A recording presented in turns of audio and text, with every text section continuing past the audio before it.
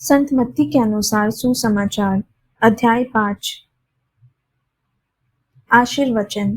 ईसा यह विशाल जनसमूह देखकर पहाड़ी पर चढ़े और बैठ गए। उनके शिष्य उनके पास आए और वे यह कहते हुए उन्हें शिक्षा देने लगे। धन्य है वे जो अपने को दीनहीन समझते हैं, स्वर्ग राज्य उन्हीं का है। धन्य है वे जो नम्र हैं, उन्हें प्रतिज्ञा देश प्राप्त होगा। धन्य है वे जो शोक करते हैं, उन्हें सांत्वना मिलेगी। धन्य है वे जो धार्मिकता के भूखे और प्यासे हैं, वे तृप्त किए जाएंगे। धन्य है वे जो दयालु हैं, उन पर दया की जाएगी। धन्य है वे जिनका हृदय निर्मल है, वे ईश्वर के दर्शन करेंगे। धन्य है वे जो मेल कराते हैं, वे ईश्वर के पुत्र कहलाएंगे। धन्य है वे जो धार्मिकता के कारण अत्याचार सहते हैं, स्वर्ग राज्य उन्हीं का है। धन्य हो तुम जब लोग मेरे कारण तुम्हारा अपमान करते हैं, तुम पर अत्याचार करते और तरह तरह के झूठे दोष लगाते हैं। खुश हो और आनंद मनाओ, स्वर्ग में तुम्हें महान पुरस्कार प्राप्त होगा। तुम्हारे पहले के नबियों पर भी उन्होंने इसी तरह अत्याचार किया। पृथ्वी का नमक। तुम पृथ्वी के नमक हो। यदि नमक फीका पड़ जाए तो वह किससे नमकीन किया जाएगा? वह किसी काम का नहीं रह जाता। वह बाहर फेंका और मनुष्यों के पैरों तले रौंदा जाता है। संसार की ज्योति। तुम संसार की ज्योति हो। पहाड़ पर बसा हुआ नगर छिप नहीं सकता। लोग दीपक जलाकर पैमाने के नीचे नहीं बल्कि दीवट पर रखते हैं, जहां से वह घर के सब लोगों को प्रकाश देता है।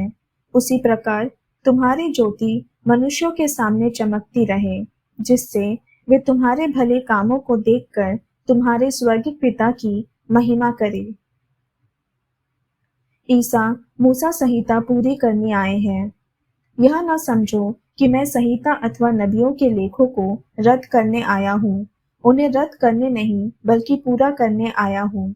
मैं तुम लोगों से यह कहता हूँ, आकाश और पृथ्वी भले ही टल जाए, किंतु संहिता की एक मात्रा अथवा एक बिंदु भी पूरा हुए बिना नहीं टलेगा।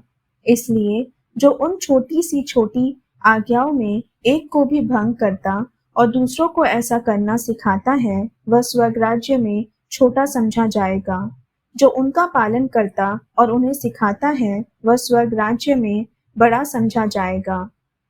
मैं तुम लोगों से कहता हूँ, यदि तुम्हारी धार्मिकता शास्त्रियों और फरीसियों की धार्मिकता से गहरी नहीं हुई, तो तुम स्वर्ग राज्य में प्रवेश नहीं करोगे।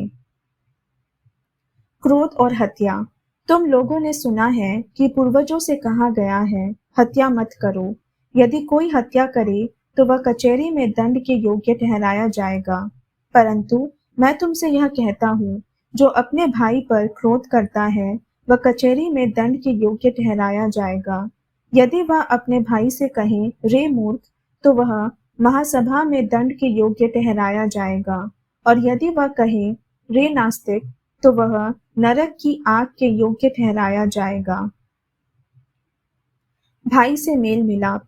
जब तुम वेदी पर अपनी भेंट चढ़ा रहे हो और तुम्हें वहां याद आए कि मेरे भाई को मुझसे कोई शिकायत है, तो अपनी भेंट वही वेदी के सामने छोड़कर पहले अपने भाई से मेल करने जाओ और तब आकर अपनी भेंट चढ़ाओ।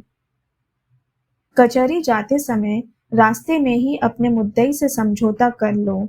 कहीं ऐसा न हो कि वह तुम्हें न्यायकर्ता के हवाले कर दे, न्यायकर्ता तुम्हें प्यादे के हवाले कर दे और प्यादा तुम्हें बंदीगृह में डाल दे। मैं तुमसे यह कहता हूँ, जब तक कोड़ी कोड़ी न चुका दोगे, तब तक वहां से नहीं निकल पाओगे। शुद्धता। तुम लोगों ने सुना है कि कहा गया है, व्यभिचार मत करो। परंतु मैं तुमसे कहता हूँ, जो बुरी इच्छा से किसी स्त्री पर दृष्टि डालता है, वह अपने मन में उसके साथ व्यभिचार कर चुका है। यदि तुम्हारी दाहिनी आंख तुम्हारे लिए पाप का कारण बनती है, तो उसे निकाल कर फेंक दो। अच्छा यही है कि तुम्हारे अंगों में से एक नष्ट हो जाए, किंतु तुम्हारा सारा शरीर नरक में न डाला जाए। और यदि तुम्हारा दाहिना हाथ तुम्हारे लिए पाप का कारण बनता है, तो उसे काट कर फेंक दो। अच्छा यही है कि तुम्हारे अंगों में से एक नष्ट हो जाए, किंतु तुम्हारा सारा शरीर नरक में न जाए। विवाह का बंधन। यह भी कहा गया है, जो अपनी पत्नी का परित्याग करता है, वह उसे त्यागपत्र दे दे। परंतु मैं तुमसे कहता हूँ, व्यभिचार को छोड़ किसी अन्य कारण से जो अपनी पत्नी का परित्याग करता है, वह उससे व्यभिचार कराता है, और जो परित्यक्ता से विवाह करता है, वह व्यभिचार करता है। सौगंध और सच्चाई। तुम लोगों ने यह भी सुना है कि पूर्वजों से कहा गया है, झूठी शपथ मत खाओ, प्रभु के सामने खाई हुई शपथ पूरी करो। परंतु मैं तुमसे कहता हूँ, शपथ कभी नहीं खानी चाहिए, न तो स्वर्ग की, क्योंकि वह ईश्वर का सिंहासन है, न पृथ्वी की, क्योंकि वह उसका पावदान है, न यरूशलेम की, क्योंकि वह राजाधिराज का नगर है, और न अपने सिर की, क्योंकि तुम इसका एक भी बाल सफेद या काला नहीं कर सकते। तुम्हारी बात इतनी हो, हाँ कि हाँ, नहीं कि नहीं। जो इससे अधिक है, वह बुराई से उत्पन्न होता है। प्रतिकार न करना। तुम लोगों ने सुना है कि कहा गया है, आँख के बदले आँख और दाँत के बदले दाँत। परंतु मैं तुमसे कहता हूँ, दुष्ट का सामना नहीं करो। यदि कोई तुम्हारे दाहिने गाल पर थप्पड़ मारे, तो दूसरा भी उसके सामने कर दो। जो मुकदमा लड़कर तुम्हारा कुर्ता लेना चाहता है, उसे अपनी चादर भी ले लेने दो। और यदि कोई तुम्हें आधा कोस बेगार में ले जाए, तो उसके साथ कोस भर चले जाओ। जो तुमसे मांगता है, उसे दे दो, और जो तुमसे उधार लेना चाहता है, उससे मुंह न मोड़ो। शत्रुओं से प्रेम। तुम लोगों ने सुना है कि कहा गया है, अपने पड़ोसी से प्रेम करो और अपने बैरी से बैर। परंतु मैं तुमसे कहता हूँ, अपने शत्रुओं से प्रेम करो और जो तुम पर अत्याचार करते हैं, उनके लिए प्रार्थना करो। इससे तुम अपने स्वर्गीय पिता की संतान बन जाओगे, क्योंकि वह भले और बुरे दोनों पर अपना सूर्य उगाता तथा धर्मी और अधर्मी दोनों पर पानी बरसाता है। यदि तुम उन्हीं से प्रेम करते हो जो तुमसे प्रेम करते हैं, तो पुरस्कार का दावा कैसे कर सकते हो? क्या नाकेदार भी ऐसा नहीं करते? और यदि तुम अपने भाइयों को ही नमस्कार करते हो, तो क्या बड़ा काम करते हो? क्या गैर यहूदी भी ऐसा नहीं करते? इसलिए तुम पूर्ण बनो, जैसे तुम्हारा स्वर्गीय पिता पूर्ण है। प्रभु की वाणी। ईश्वर को धन्यवाद।